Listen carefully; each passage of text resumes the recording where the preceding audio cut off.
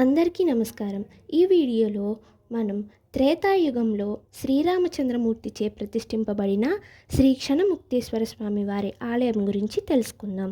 శ్రీరాముడు లోకోపదేశం నిమిత్తమై గౌతమి తటమందు అనేక శివలింగములు ప్రతిష్ఠించి పుష్పక విమానం ఎక్కి గౌతమి పశ్చిమ తటమందు వచ్చేసరికి పుష్పక విమానం కదలలేదు. అప్పుడు శ్రీరాముడు ఇక్కడ క్షేత్ర విశేషం ఏదో ఉందని ఈశ్వరుణ్ణి ప్రార్థించగా ఈశ్వరుడు ప్రత్యక్షమయ్యాడు. అప్పుడు శ్రీరామచంద్రుడు, ఈశ్వర, ముక్తి ఇమ్మని సర్వజనులు నిన్ను చూసిన క్షణకాలములో ముక్తి నొందు వరము ప్రసాదించమని ప్రార్థించను. అక్కడ ఒక శివలింగము ప్రతిష్ఠించను. అందువలన ఈ క్షేత్రము క్షణముక్తేశ్వర ఆలయముగా ప్రసిద్ధి చెందినది. ఇక్కడ శివలింగము చిన్న రుద్రాక్ష ఆకారంలో ఉంటుంది. ఈ ఆలయం రాతి కట్టడాలతో నిర్మించబడినది. ఈ ఆలయాన్ని దర్శించుకున్నప్పుడు ఆధ్యాత్మిక భావం కలుగుతున్నది.